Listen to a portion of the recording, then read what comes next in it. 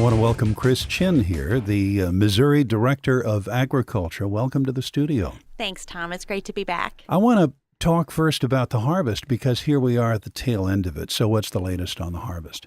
Well, harvest is a little bit behind this year, but we're still doing really good. Corn's at 80% complete.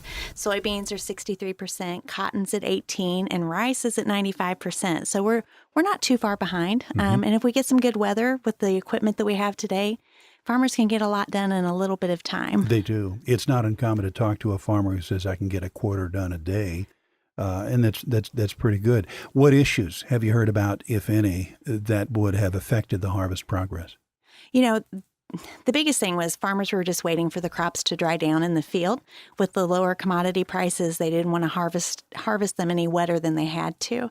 And when the crops finally got dry, then some rain came and set in and it got a little bit muddy. So that's been our biggest delay.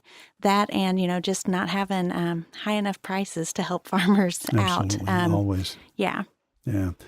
Governor Greitens has assembled a task force evaluating the state's boards and commissions, and the task force has recommended that some of the boards be eliminated, including the Missouri Cotton Growers Board of Directors, the Missouri Wine and Grape Board, the State Milk Board, and the Propane Safety Commission. So where does that stand now? Well, we just saw the results ourselves, and so we're still researching it, trying to find out what it means. We support the task force, and we support the governor's office in their decisions, and we will be looking at this in the months to come to figure out how we can navigate it and make it successful. My understanding is there will be a 12-member board for the Department of Agriculture that will oversee everything, and that they will have the ability to appoint committees within that board. So we see this as it could be an opportunity for the department to be empowered to put farmers and ranchers in places to help make recommendations to this board. But we're going to continue to research it and work with the legislature and the governor's office as appropriate moving forward to make sure that we can continue to protect our number one industry in the state, and that's agriculture. That 12-member board, that would cover some commodities, including livestock, cotton, milk, wine, and grapes. How is that going to affect the farmers who are in those areas of production? Well, there's not a lot of detail in the report that we've seen yet, so we're still doing our research, trying to find out what the guidelines are going to be, what the requirements will be. So it's really too soon for me to be able to answer a lot of these questions because we're still trying to dig into it ourselves. The EPA is working on regulations for dicamba use, but still giving some states additional latitude and developing regulations on the state level as well. How will that change what the department has developed? So EPA just recently released their new restrictions to the label. So our team at the Department of Agriculture has been studying those new restrictions and talking to the companies and talking to researchers at the University of Missouri to find out exactly what more might be needed. So we're gathering all that information, and we're hoping that we have a decision very, very soon. One of the biggest changes that EPA made was the restriction of time of day that you can apply. You can only apply from sunup to sundown. And so one thing that we've heard loud and clear from farmers is they think that that's too big of a window, that temperature inversions are more likely later in the day. So we're definitely going to be looking at a time restriction moving forward. So something beyond what the EPA is proposing? Yes, we're looking at something beyond. 8 a.m. to 5:30 p.m. is what we've been talking about. We've been reaching out to neighboring states to see what they're looking at as well, to make sure that farmers who are farming across state lines can have similar guidelines to farm by moving forward. Tell me what feedback you're getting from farmers, because obviously they're concerned about, how they're affecting their neighbors. What are you hearing from farmers? Well, we're hearing from farmers on both sides of the issue. One of the biggest changes, in addition to the time restrictions, is EPA has required education. You have to take a dicamba or an oxen education before you can purchase those products and be able to apply them. So farmers are hoping that education piece is going to give more clarity and help farmers apply that product more successfully this growing season. But we're also hearing from farmers who have received some injury or some damage, and they're just very concerned. They want to be able to make sure that they have the freedom to operate on their farms, just like the farmers who want to use that new technology want that freedom as well. So we're hearing both sides of the issue, and we're trying to make the decision that's going to be best for all players involved. Kevin Bradley at the University of Missouri, his name often comes up as one of the premier experts in the nation about this dicamba issue. Tell me how the department is working with the University of Missouri and any other academic institutions in getting to the resolution of this problem. Well, the University of Missouri has been very good and open with sharing their data with us, and we very much appreciate that because to make an informed decision, you need to gather all the information that you can.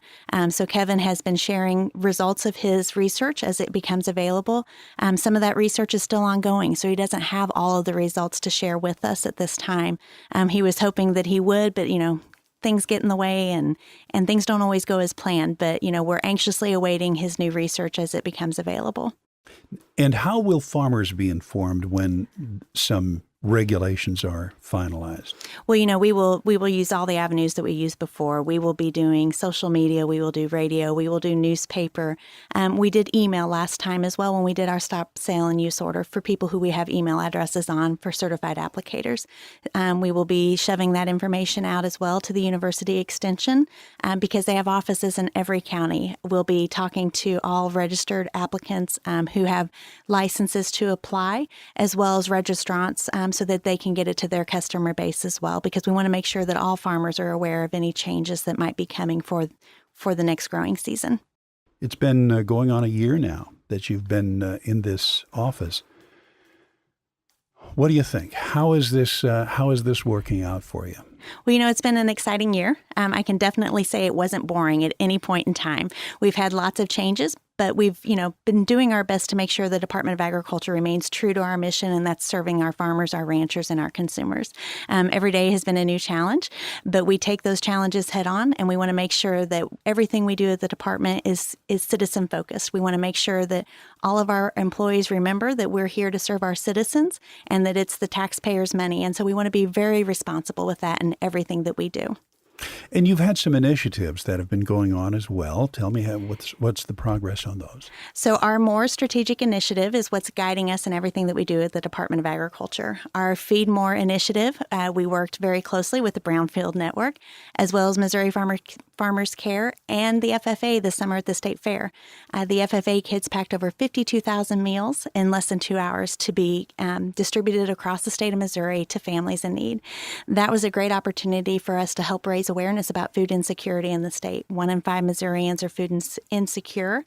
And in our rural area, that number jumps up to 1 in 3 children are food insecure. And so having the FFA kids help us pack those meals, it was just very inspiring to see the excitement of those kids and their willingness to pay it forward and help others in need. Tell me how the Governor's Conference on Agriculture, tell me about that and what people can expect in that. So we're not going to have a Governor's Conference on Agriculture this year. Instead, we're going to have the Reach More Tour. And I'm going to take my staff and we're going to go out to the agriculture organizations at their annual meetings or their large gatherings so that we can go to the farmers and ranchers. We want to hear from them. We want to know what they'd like to see in the next Governor's Conference. We want them to know who their Department of Agriculture is and what services we have to offer them and what protection we have available to them as well. And so we're going to spend this year gathering information. We will have a Governor's Conference on Agriculture the following year. It'll either happen in December of 2018 or January of 2019. So we're going to take all the feedback that we gather this year and try and have a very stellar conference on agriculture for farmers to attend. We do know it'll be shorter. It'll probably be about a day and a half so that we can be conscious of their time away from the farm, because it's really hard for farmers to get away, and we understand that. So we're going to shorten that down so that more farmers have the opportunity to come and participate in the entire event. And here we are at the threshold of the meeting season, so can producers expect to see you then and to get this feedback? Absolutely. I'm going to be bringing my deputy director and my division directors as they're available so that people can understand who the Department of Agriculture is and what services we offer. So many people don't realize who they need to contact if they have a problem. So we want to make it easy for farmers. We want them to have the ability to have that relationship, to know who they're calling and to put a face with a name.